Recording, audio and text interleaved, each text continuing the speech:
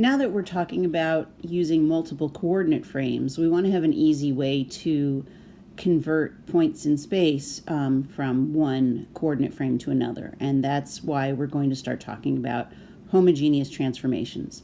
In this lecture, we're going to talk about what happens when one frame is off by just a translation from another frame. And in the future lectures, we'll talk about, okay, what if there's translations and rotations involved? So normally when we represent three-dimensional coordinates, we use XYZ notation in parentheses.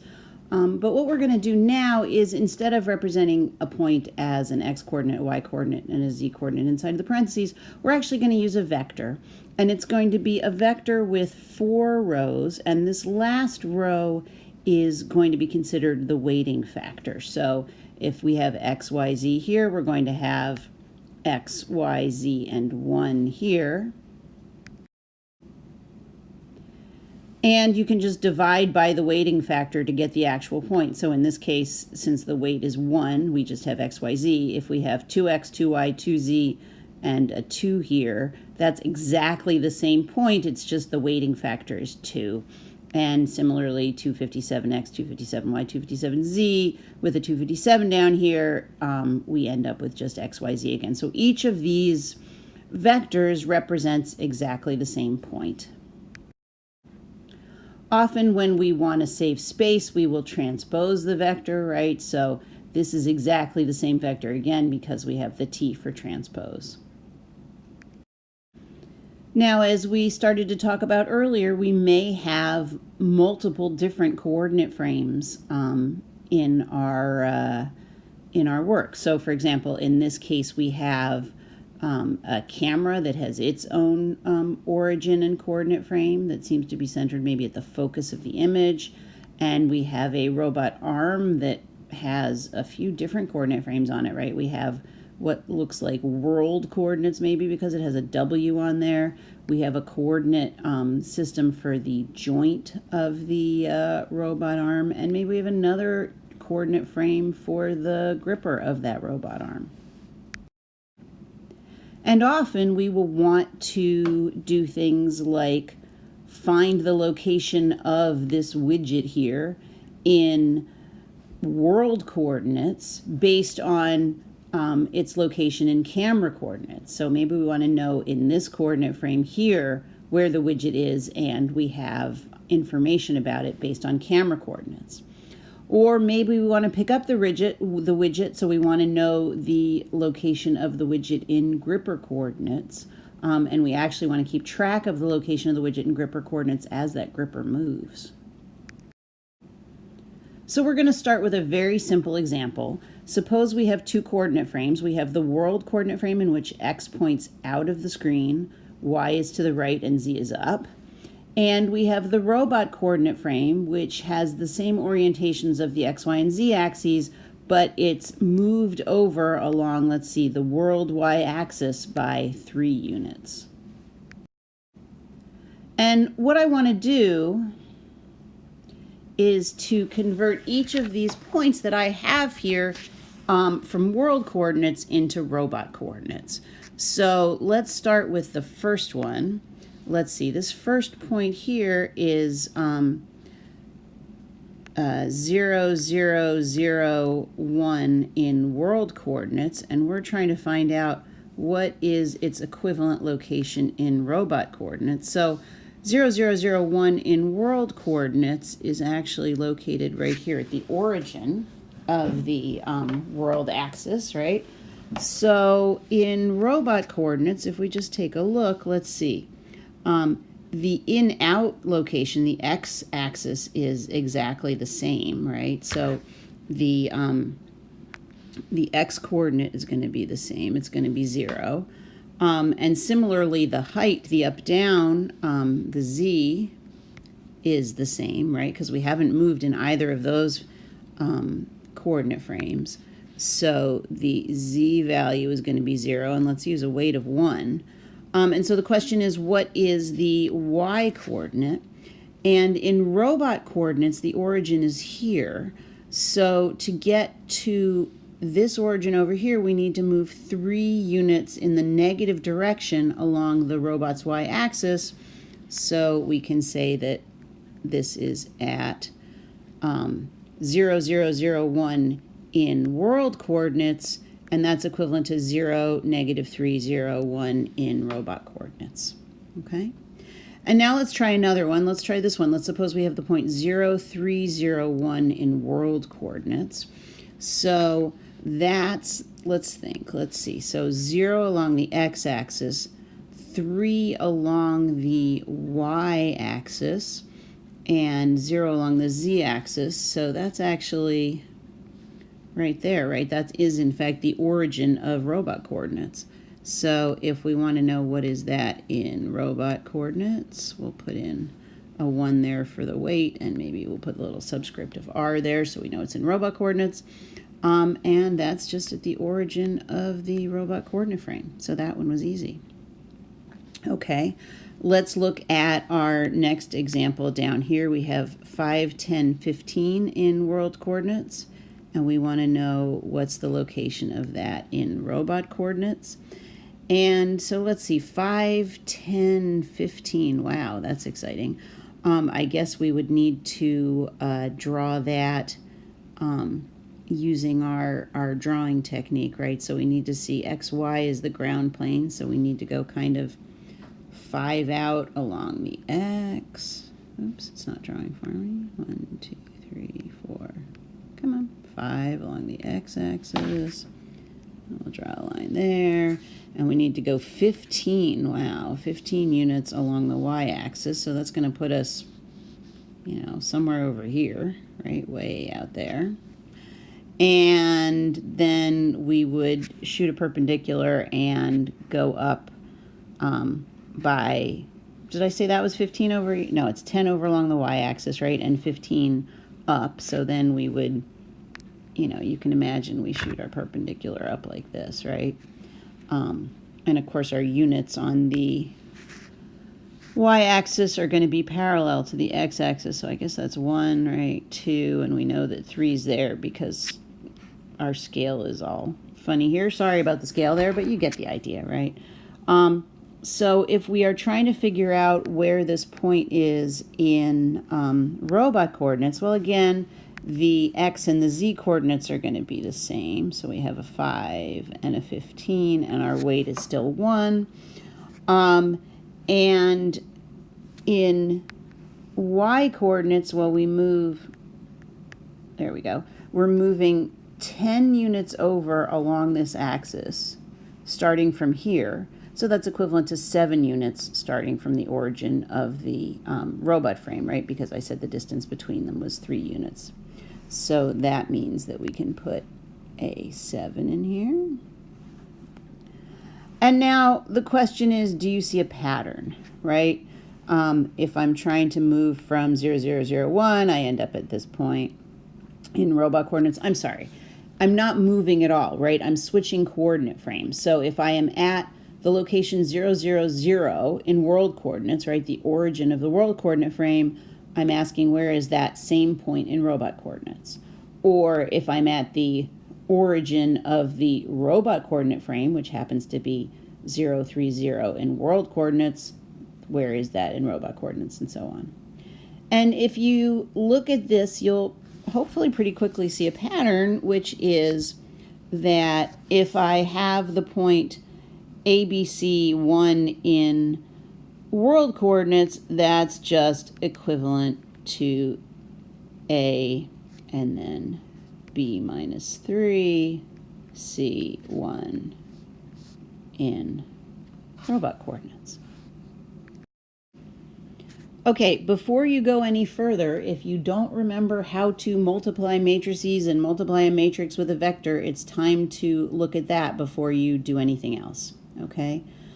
Now, one way to transform a point from world coordinates to robot coordinates is to, if we know that these are our coordinate frames, right? We know we could just subtract 3 from the y coordinate in world coordinates to get into robot coordinates. What I want to show you is that In general, what we're going to do for any particular condition to convert from world coordinates to robot coordinates is we're going to pre-multiply our location vector, our point vector, by a special matrix, okay?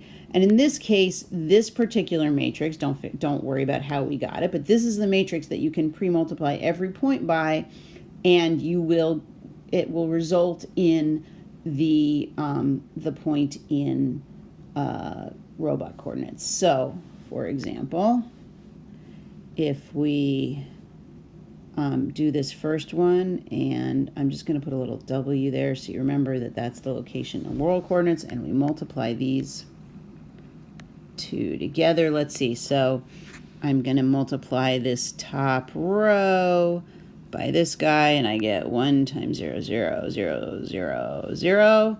Oops, I shouldn't have made. I'm trying to get to have a vector, right, for a point. So that first row ends up being a 0 when you multiply it out, right? And the second row, if I multiply, let's see, I'm going to multiply that 0 by 0, and the 1 by 0, and the 0 by 0, and the negative 3 by 1, I end up with a negative 3. And 0 times 0, 0 times 0, 1 times 0, 0 times 1 gives me 0, and 0, 0, 0, 0, 0, 0, 1 times 1 is 1. So it worked for that case, right? If you go back to the previous slide, you'll see that a point at 0, 0, 0, 1 in world coordinates ends up being a point at 0, negative 3, 0, 1 in robot coordinates, right? Let's try doing this next one. We start in world coordinates, and I'm claiming that this moves into robot coordinates. So top row, we've got 1 times 0 is 0, and then we've got all the rest zeros, so that gives me a 0 up top. The next one we have is 0 times 0, and 1 times 3, so that's positive 3, plus 0, minus 3, so positive 3 plus minus 3 is 0. Last row, 0, 0, 0, 0, 1, 0, 0, 1, so that's a 0, and we have all these times 0 and 1 times 1. So that one works too. If we try this next one, we've got, let's see, 5 plus 0, 0, 0, so we end up with a 5 on the top. We have 0 plus 10 plus 0 minus 3, so that gives us 7. 0, 0, 15, 0. And 0, 0, 0, 1. So that one worked. And last one, you can see that we say, all right, we have 1 times A plus 0 plus 0 plus 0. That gives us A. And we have 0 times A plus 1 times B.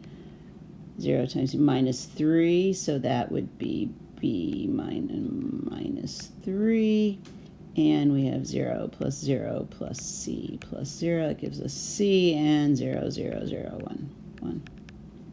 So it seems to have worked in all these cases. Now, it's not very exciting, a difference between these two frames, right? But you can imagine that maybe eventually we're going to get so that for any arbitrary pair of frames, we can come up with a 4x4 matrix that we can pre-multiply a point in the first coordinate frame, and that will give us the location of that same point in the second one. Okay, before we go any further, I just want to remind you that the stuff that we've been doing so far has to do with points that are fixed in space, right? So we have a point in space, and then we have a coordinate frame. You know, maybe this is the space station coordinate frame, in which, let's see, if that one is x. Will this work? If I make that x and that y, then I'm just checking with my hand to make sure this is indeed a right-handed coordinate system, and it is, so there's z, so maybe this is the space station coordinate frame, and then we have another axis, another set of axes over here that is, you know, goes like this. Let's see if I can get this one right. So let's make this the y-axis, the z, yz, and that would be, oh dear, look at that. I really messed that up, didn't I? well, yeah, let's suppose you can just assume that this is a right-handed coordinate frame that's totally off and skewed and whatever. But, maybe this is the, Canadian arm, right, on the space shuttle. And the question that we're asking is, if I know where this point is relative to the space station, can I figure out where this point is relative to the Canadian arm's origin, right? So in other words, I have it in space station coordinates where here's my x, here's my y, here's my z direction, and this is where my origin is. And I want to know where the same point is. The point is not moving, right? It's just that I'm doing it in a different coordinate frame. So here I've got the Canadian arms x, y, and z. So in all the examples we're doing so far, point does not move, and all we're trying to do is we're trying to say, I have a fixed point, and I want to know where is that point relative to different coordinate frames. Okay, so you may have figured this out already, but if we have two coordinate frames, right, and one coordinate frame is located let's get a pencil. A units along the y-axis from the world origin, right? So if we're still doing this, we're trying to convert from world coordinates to robot coordinates. And we're located A units now, so not just 3 units, but A units along the axis from the world origin. Then if we take this funky matrix and we put a negative A right there, then we can multiply any point by it, and we will compute the location of the same point into the same location of the same point in robot coordinates. So now let's talk about the more general case. What happens if we have two coordinate frames and the orientation of each of the 3 axes of those coordinate frames are unchanged? So if x goes to the right, then on one frame, then x goes to the right on the other frame. If y goes into the screen on one frame, then y goes into the screen on the other one, and so on. But suppose that there are some translations between them, like we did before. There's a certain, so their orientations are the same, but they're not necessarily on top of each other. They may be moved over along the x, the y, and or the z directions. And furthermore, suppose that in order to get from frame, in order to move from frame P to frame Q, the way you change, if you're in frame P and you want to know where's frame Q, you have to, where's the origin of frame Q, you need to move A units along P's x-axis, B units along P's y-axis, and C units along P's z-axis, right? If you know all this, so in terms of the previous example, right, our P would be the world coordinate frame, and we're trying to get into robot coordinate frames, and in the previous one we moved 0 units along the world's x-axis, we moved 3 units along the world's y-axis, and 0 units along the z-axis.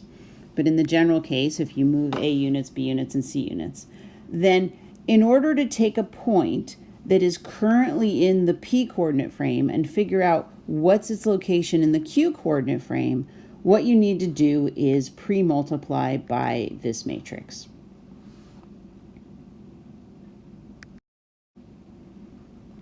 Now that matrix probably doesn't look too weird to you, right? Before we had a 0 where this negative A would be, well, negative 0, 0, and a 0 where this negative C would be, and we have the negative B here. The important thing to notice is that if the way to move between frames is if the way to move from frame P to frame Q, this is without points now we're just moving frames, right? And we're saying, how do I move frame P so that how do I move along frame P so that I get to the origin of frame Q? I do this move, right? And it's all relative to the P axis, right? Then to take a point that's already in P coordinates and figure out what its location is in Q coordinates, I pre-multiply by this matrix, okay? Here's another way of looking at the same thing. This top half is the same, so in order to get from frame P to frame Q, I'm still moving A units along P's x-axis, B units along P's y-axis, and C units along P's z-axis. But suppose now I want to start with my point in Q coordinates and turn it into P coordinates. Well, then I can pre-multiply by this matrix. And the only difference between this matrix and the previous one is that now these are all positive. So before we were going from P coordinates to Q coordinates, and we had the negatives here. And now we're going from Q to P, right? When we're changing coordinate frames that way, then we can have the same positive here. So if from P to Q gives us the ABC, then figuring out a point from Q to P also has the ABC there. And just to emphasize again, in order to transition from frame P to frame Q, in order to figure out where frame Q is relative to frame P, we do these things along P's axis. Then to figure out a point that we already have in Q coordinates and turn it into P coordinates, we pre-multiply by this matrix. And so note that these guys are all positive, as are these in this case. But the really important thing to see here, right, is before we were saying, how do I get a point that's in P coordinates into Q coordinates, and that's why we had to have the negative numbers here.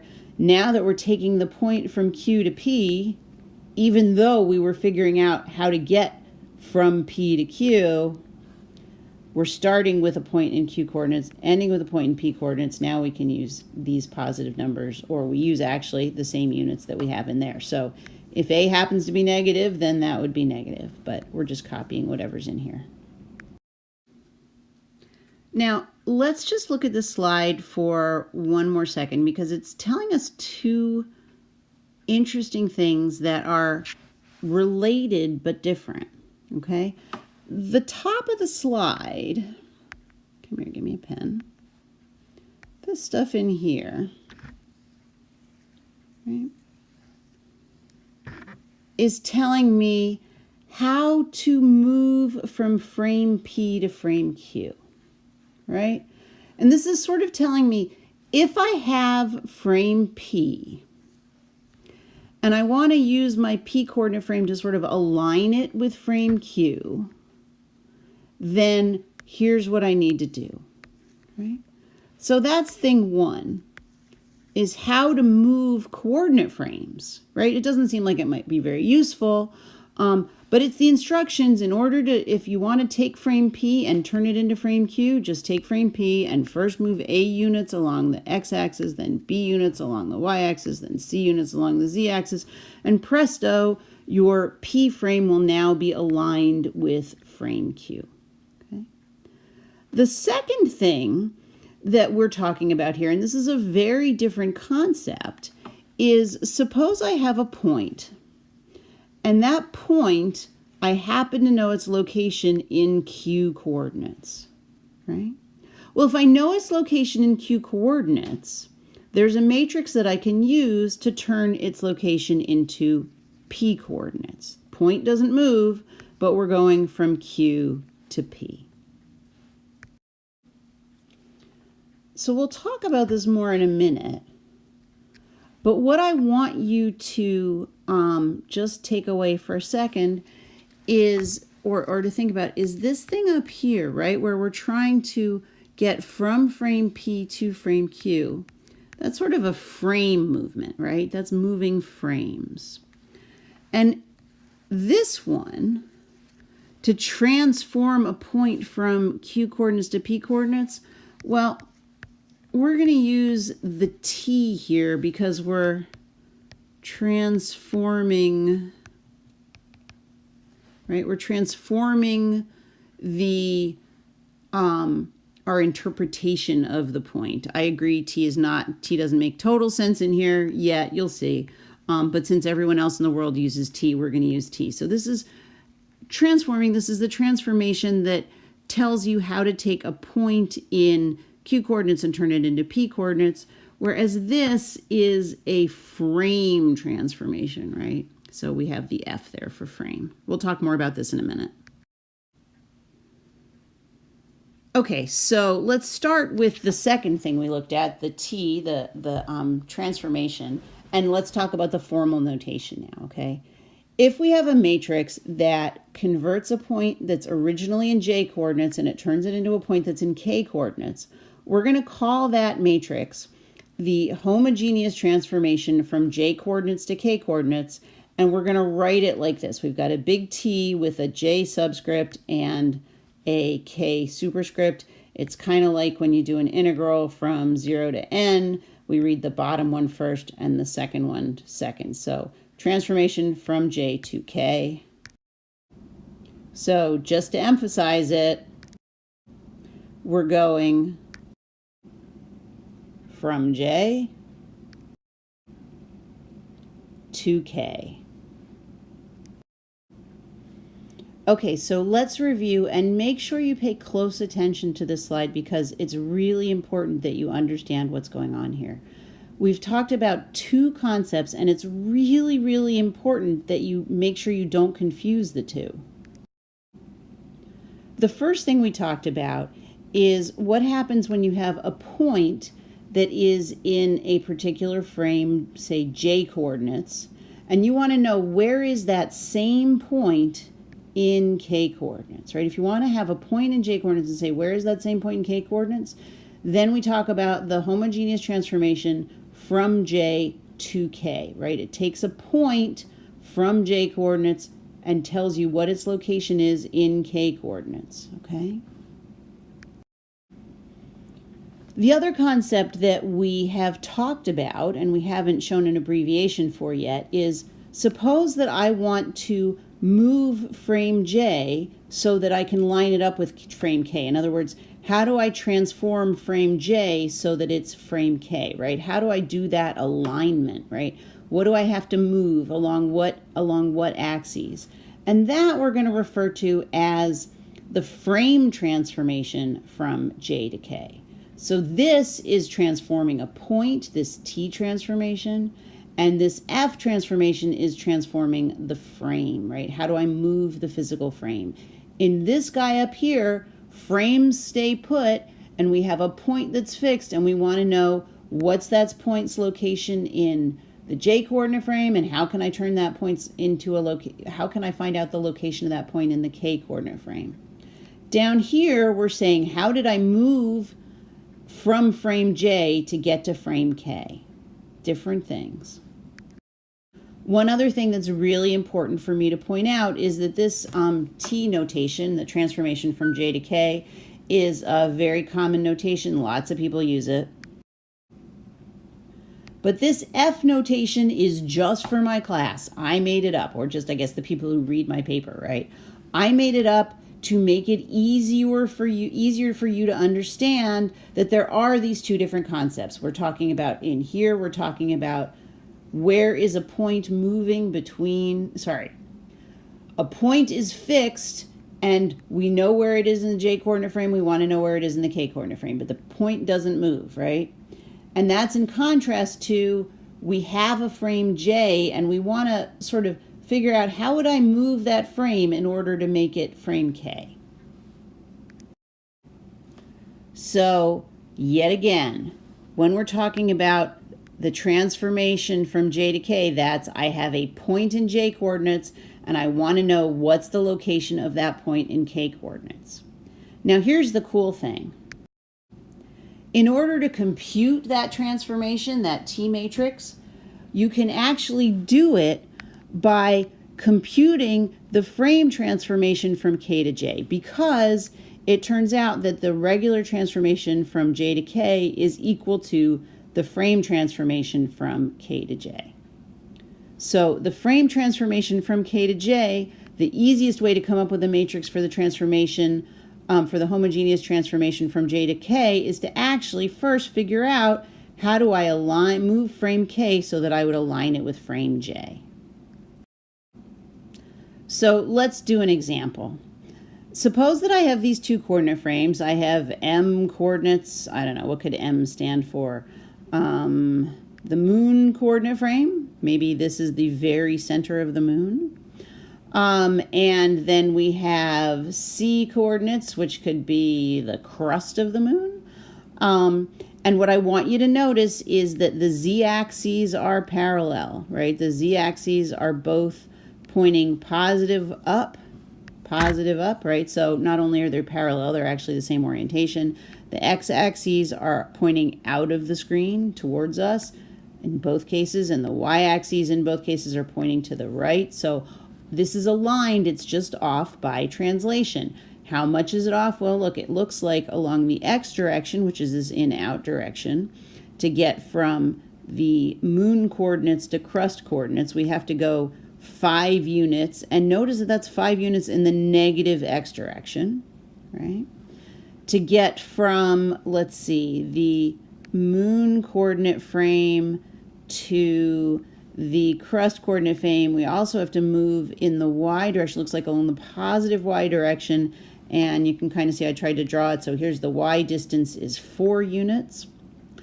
And in addition, the origin of the crust is located 1 unit up along the z-axis relative to the moon axis.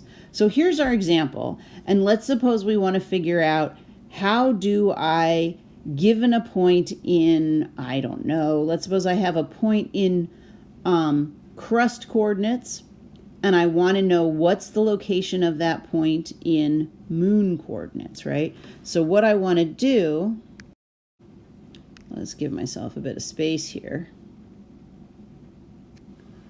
What I want to do is I want to figure out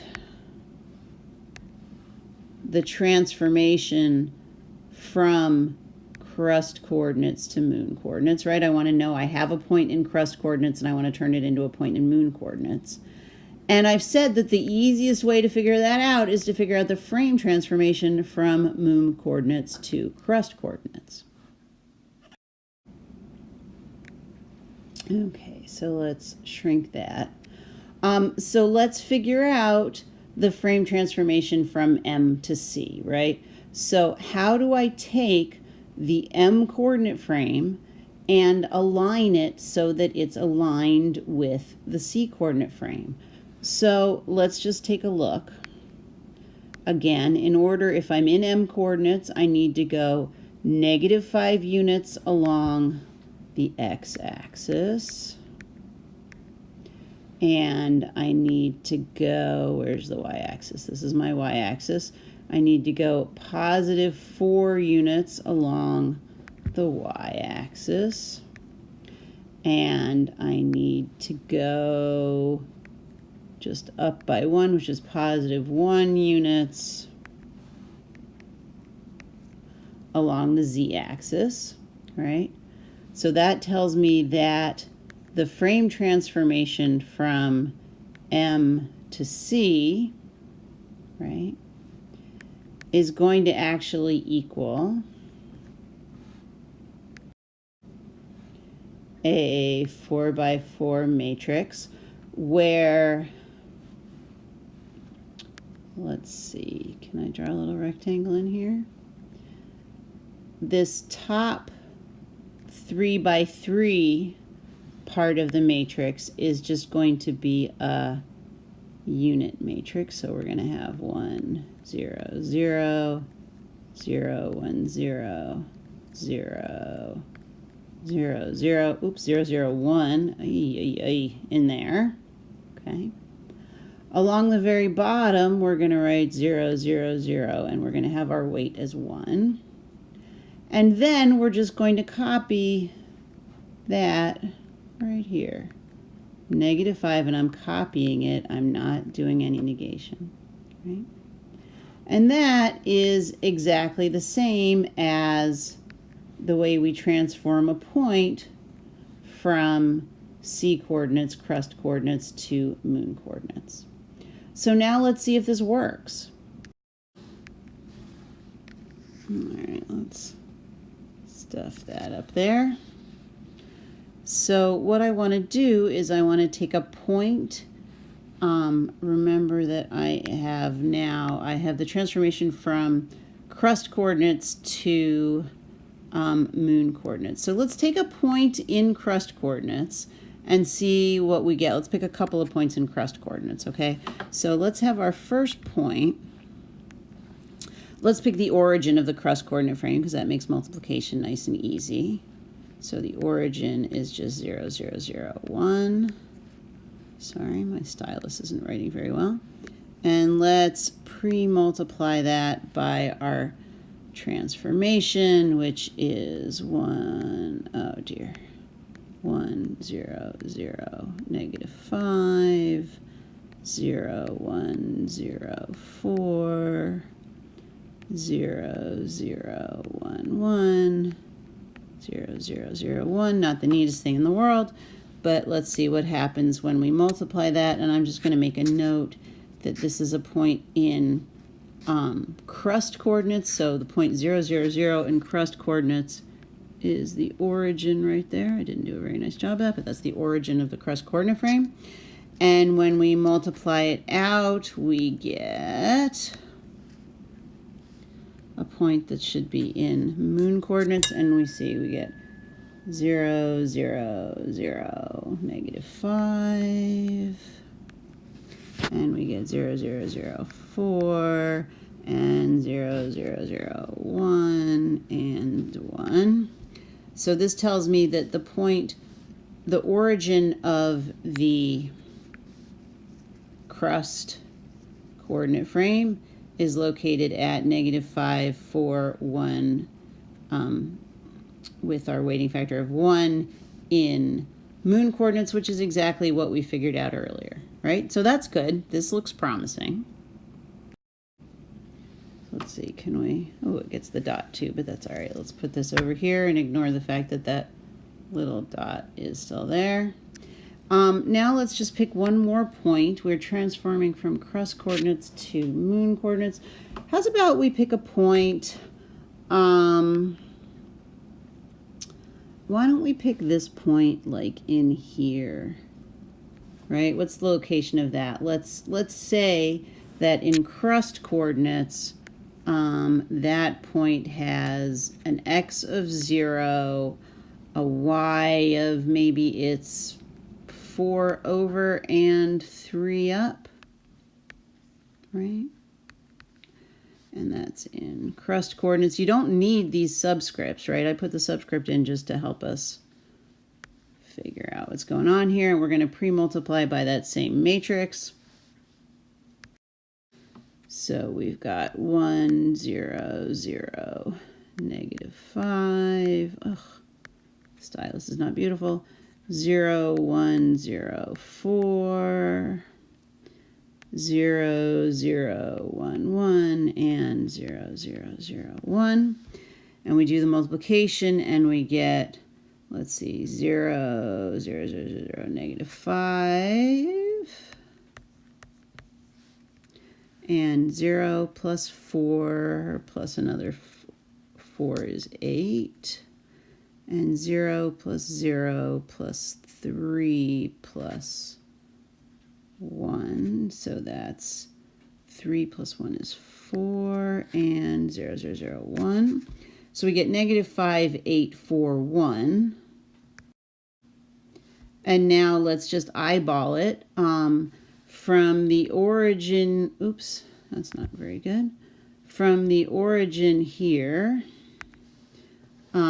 we still need to just go 5 units along the x direction and negative x, right, to get to my point C, because we didn't do any, we picked a point that was in the YZ plane here, right? So we're still just going that 5 units. But in the y direction, as far as our y is concerned, we need to go the original 4 units, plus we need to go, how far over did I say? I said it was 4. So we have to go 4 units plus another 4, so that's 8. Well, look, that gave us the 8. And in the z direction, we went up by 3 units, right? So now we have to go up by 1 for this first guy plus 3 more, that's 4. Presto changeo, it worked.